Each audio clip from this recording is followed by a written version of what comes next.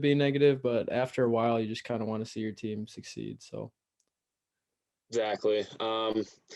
Yeah, so I guess let's just get into the bad part right away, the Orlando game. So that game, um, it was frustrating in a multitude of ways.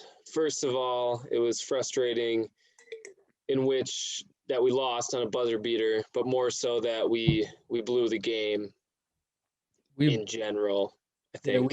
we really blew that game because we were killing them, man. We were playing one of the best games I've ever seen the Timberwolves play.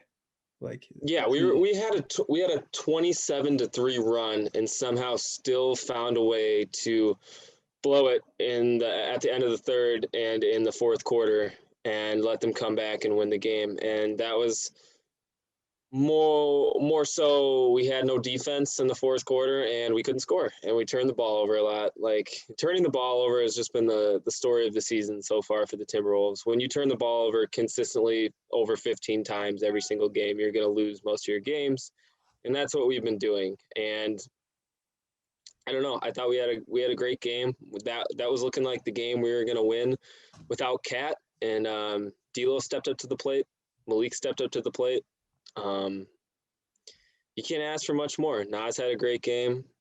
Uh, yeah, I don't know. it was one of the more impressive losses that I've ever seen in professional sports. I saw a thing that with 3 minutes left, we had a 99.95% chance to win the game.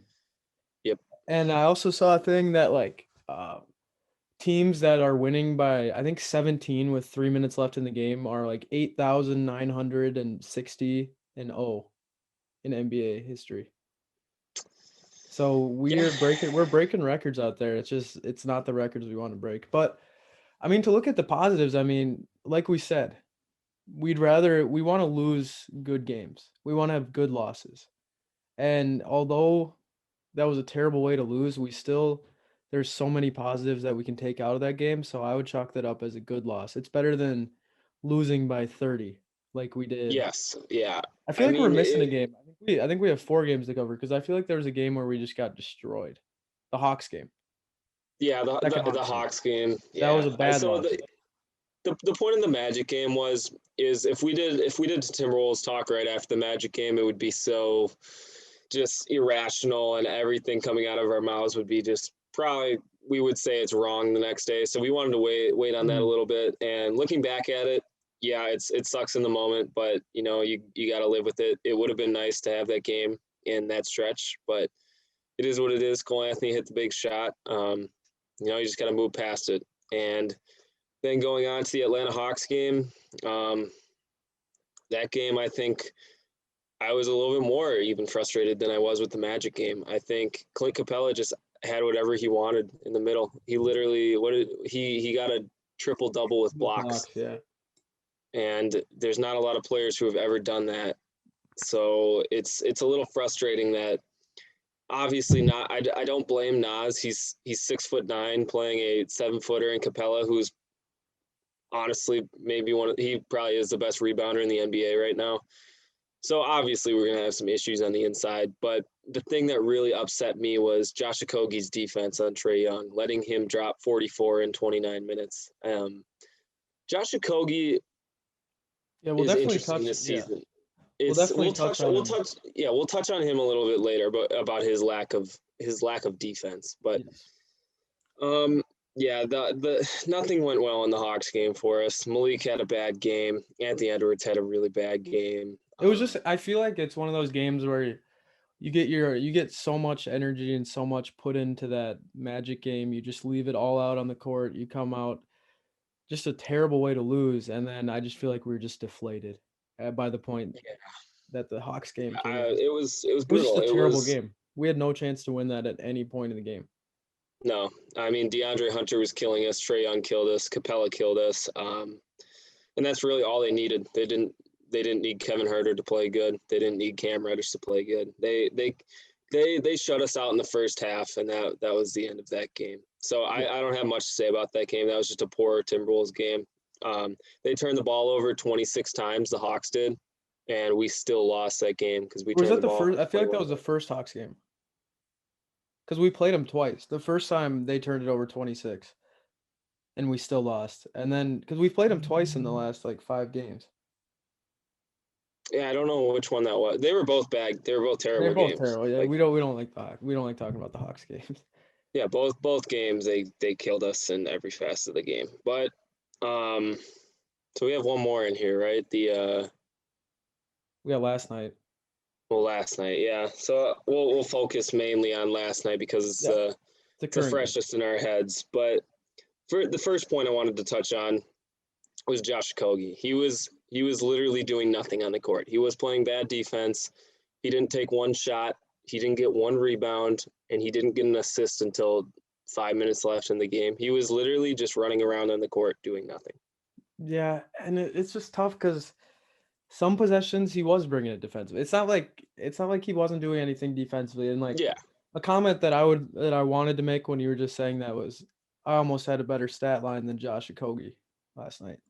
yeah. We he had one bit. I'll give him. He had a huge steal on maybe it was I don't know if it was Curry or not, but he swiped it, and Yeah. that's where we got the transition points to Malik, and that really ignited us, and that's when we got within I think 8 points. So And at that point, like, yeah, he's go ahead. never been a stat sheet stuffer. He's never going to give you a stat. He will never give you a stat line that you'll look at and be like, "Wow, he's a good basketball player." You always have to he's an eye test player. You always have to watch him. But I feel like last night he didn't give us the stat line and he didn't really pass the eye test. And same with the Hawks game. He's underwhelming this year defensively. He's not playing terrible, but when you don't put up the stats that he doesn't put up, you have to really play outstanding defense, and I don't think he's been doing that. Yeah, and the only reason Josh Okogie's in is to play defense. And when he's not playing good defense, then there's no point in having him in the game. Because if you're going to take 0 shots, I'd rather just have Anthony Edwards play 35 minutes a game. And uh, I don't know. And another thing that frustrated me was after that transition bucket where we got to Malik, we were fired up. We were within 7 or 8.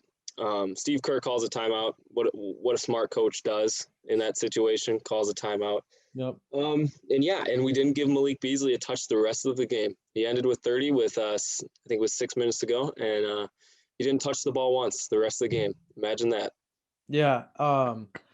And I think there was a few times where we were trying to get him on these down screens. We were trying to get him coming up over to into the corner, and it just wasn't open because Golden State is a smart basketball team. They're a smart basketball whole program. Everything is like, so they realize, oh, he's scoring 30 points. Let's just not let him touch the ball.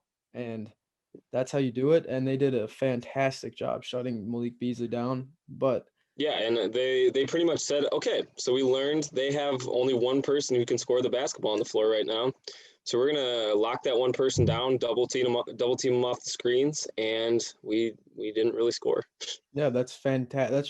It's just like hurts being a fan of a team like the Timberwolves because you see other teams just doing things that just seem so elementary. Like, yeah, we're not gonna let Malik Beasley beat us anymore. Let's make Jordan McLaughlin or whatever. I don't even know how to say his And last no name. disrespect on J-Mac because Jordan McLaughlin had a great game. I think he picked up Rubio's slack. I think after Rubio was turning the ball over a lot and he went 1 for 8. I think J-Mac was the guy we needed to. He needed to drop 15 for us to have a chance, and that's exactly what he did. Like he